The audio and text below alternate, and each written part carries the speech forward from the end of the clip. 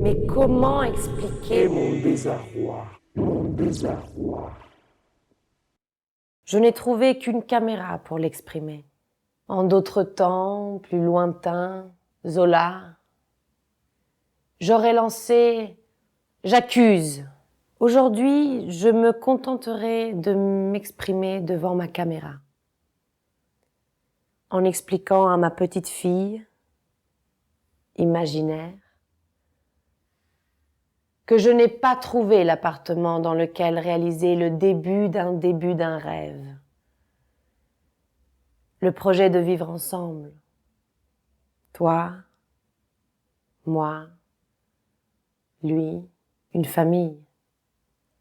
Composée, décomposée ou recomposée au fil du temps.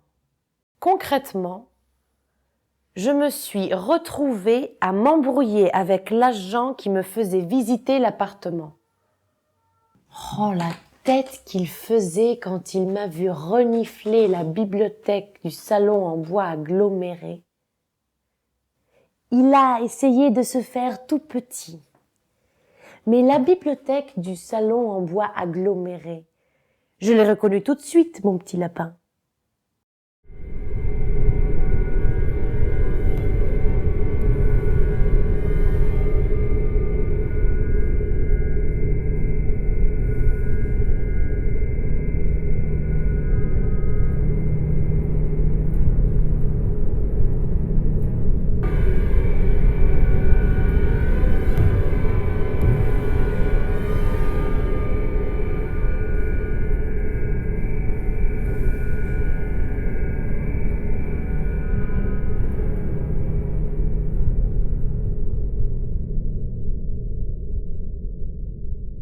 Oui, je comprends.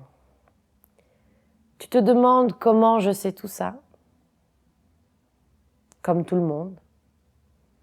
J'ai appris ça un peu partout. Le pire étant que tout ça se tait. On n'en parle pas. On oublie vite. Mais ma mère, qui a passé toute sa vie à lutter contre la misère du monde, m'a appris à me défendre et à attaquer le mal avant que la douleur ne soit trop forte. Et c'est comme ça que j'ai entortillé le mec de l'agence. Surtout quand je lui ai expliqué que toutes les peintures de l'appartement contenaient des perturbateurs endocriniens qui appauvrissent le sperme. Je vais pas parler de sperme, je vais pas parler de sperme, je vais pas parler de sperme. Tu sais que l'air d'un intérieur moderne peut être plus pollué que l'air de Paris en plein pic de pollution. C'est bien pour ça que les experts nous conseillent d'aérer nos appartements 2 fois par jour.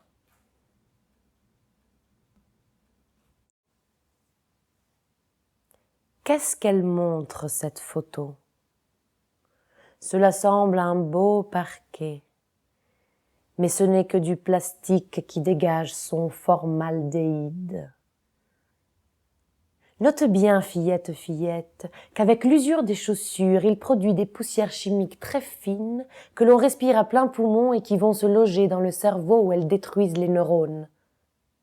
Tu t'imagines, toi, jouer sur ce plancher? Tu vois ces beaux canapés? Eh bien, c'est du faux cuir. En plus, traité avec du chrome 6. Ne me demande pas pourquoi 6. C'est une règle. Toutes les saloperies sont numérotées. En tout cas, c'est un toxique comme les autres qui devrait être interdit. Sauf qu'on ne va quand même pas s'attaquer aux industriels. Hein? Ces conquérants du marché qui prétendent créer de l'emploi. On tourne en rond, ma chérie. En tout cas, pour moi, ils ne créent rien et ils nous enlèvent tout. Le travail, la santé, la vie, l'envie de vivre même. Et pour la cuisine, c'est pareil. Les meubles, toujours les mêmes bois agglomérés, et toute la batterie, les poêles, les casseroles avec leurs revêtements anti-adhésifs, encore des perturbateurs endocriniens qui favorisent la stérilité. Enfin, son processus.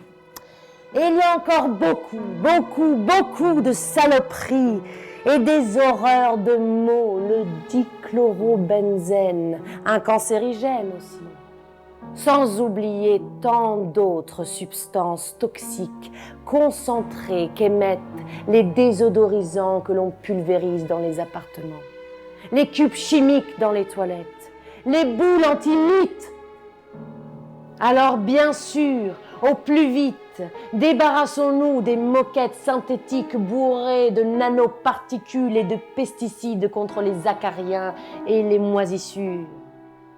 Sans hésitation, rejetons les nano-machins-choses qui prétendent faire le ménage à notre place, mais qui favorisent l'apparition des migraines, des cancers, d'Alzheimer et de maladies de toutes sortes. Non, non et non à tout ce fatras cancérigène et aux autres substances toxiques. Tout ça du poison, du poison, du poison. Alors, ma fille, je laisse parler mon imaginaire. Toi, seul futur possible, l'inespéré qui m'a dit « Il n'y a que les poissons morts qui nagent dans le sens du courant. Mais nous, ma fille, imaginaire, réel ou symbolique, nous nagerons résolument à contre-courant vers les origines de la vie. Une vie à inventer malgré et contre toutes les pollutions qui nous pompent l'air.